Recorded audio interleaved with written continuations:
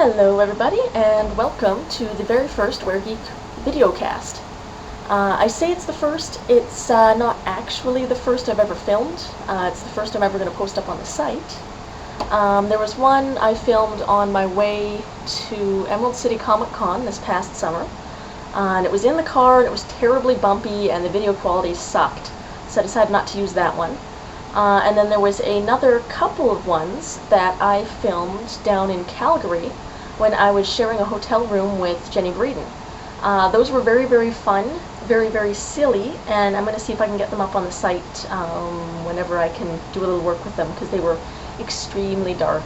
I was still fiddling around with the web camera's settings at that point, so I'll see if we can see ourselves in it. But this one is a new webcam, and I've got it all set up, and I've played around with it and got the settings working, so hopefully this all looks good to you guys.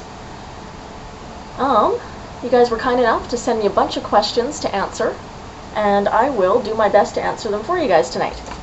So the very first one of those, and probably the easiest to answer, is how do I make Weregeek? I work from a buffer. I work a full-time job, 40 hours a week, so I don't have a lot of time to work on comics.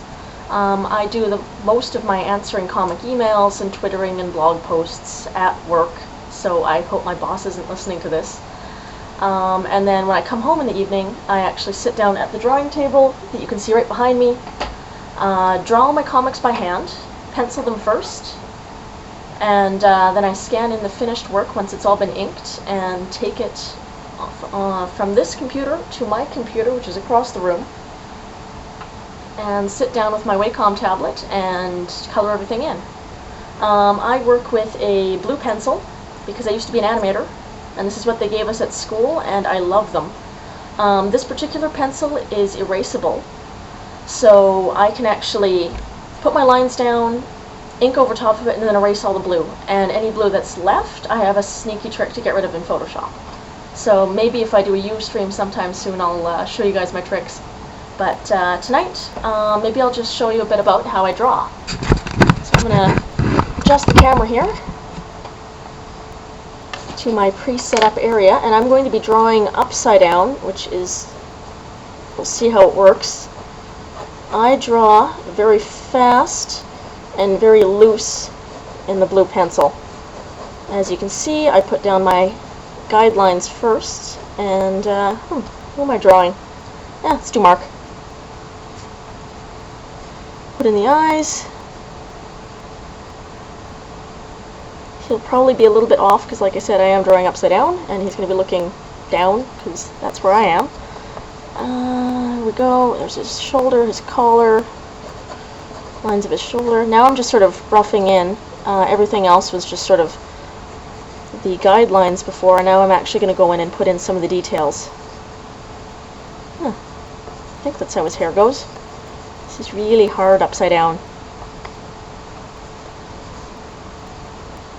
I think he's a little cross-eyed, and his eyes are a little high on his head, but that'll do. That's sort of the level of detail I get before I go to ink. And I work with a brush pen. I used to work with Sharpies, but I find I get a much better line with the brush pen. So, because it's really, really hard to ink upside down, I'm going to flip them around. And I work fairly fast and loose with the brush pen as well. And I just go over the lines that are already there, correct some of the ones if they're off, which I'm going to do now, because his eyes are way too high on his head. The reason I like working with the brush pen over the Sharpie is, as you can see here, because I'm doing his chin, I can get a really different line depending on how hard I press.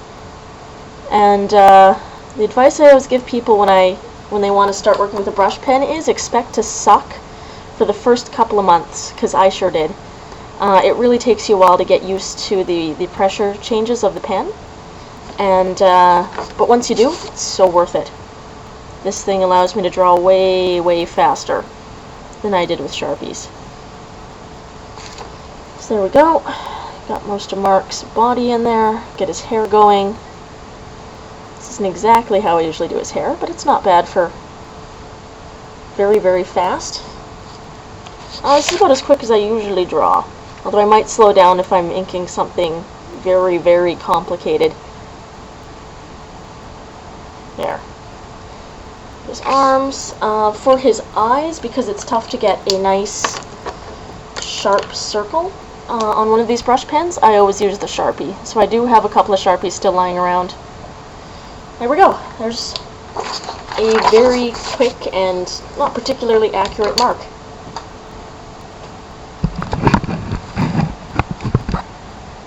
So that's how I draw my comics. From that stage, I take it, put it on the computer, scan it in, take it over to my computer. But like I said, I'll show you guys that on a Ustream sometime, because it's way too long to actually set things up and show you here.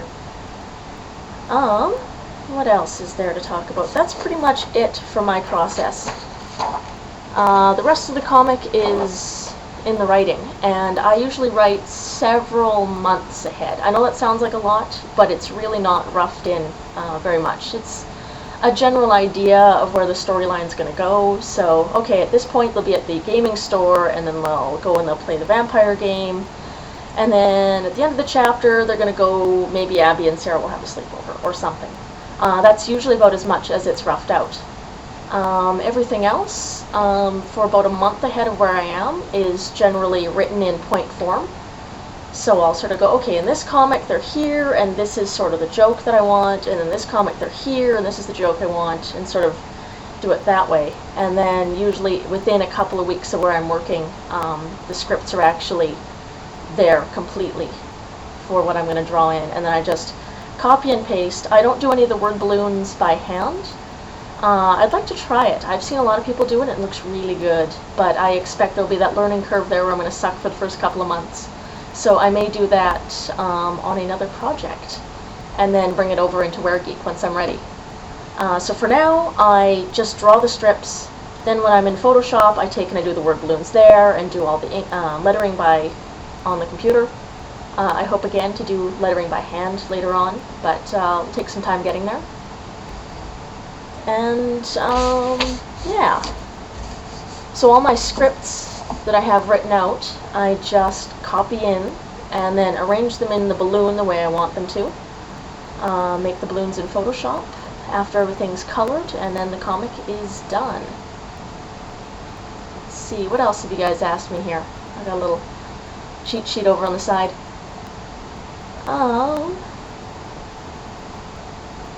What are my favorite tabletop game systems? I think I'll answer that one tonight, because other ones require a lot more going into. My favorite tabletop systems are, well, Shadowrun, obviously, because I really, really love that one. It was the very first tabletop game I ever played for more than 5 minutes. There was a really disastrous D&D game I tried to play back in high school. It lasted all of about 5 minutes after I'd spent about 3 or 4 hours making a character. And in the first 5 minutes, the entire team was dead. So I decided that that game sucked, and I didn't want to play it ever again. It took me years to ever try D&D again. But Shadowrun's always been a big favorite of mine. There was a Rifts game that Lane, who helps me out with the writing, we bounce ideas off of each other, and he makes my jokes funnier. He ran a while ago, and I had a wonderful time with that. I'm playing in a Shadowrun game right now. I've also played in some horror mystery games in the past, and I really love those and want to try running my own sometime. But, yeah. So I think that's all I'm going to get into tonight. I'm hoping to do one of these every other week or so. So stay tuned for the one next week. And if you have any other questions that you'd want me to answer, feel free to send me an email at weregeekcomic@gmail.com, or just look on the site. My address is there. Talk to you guys later.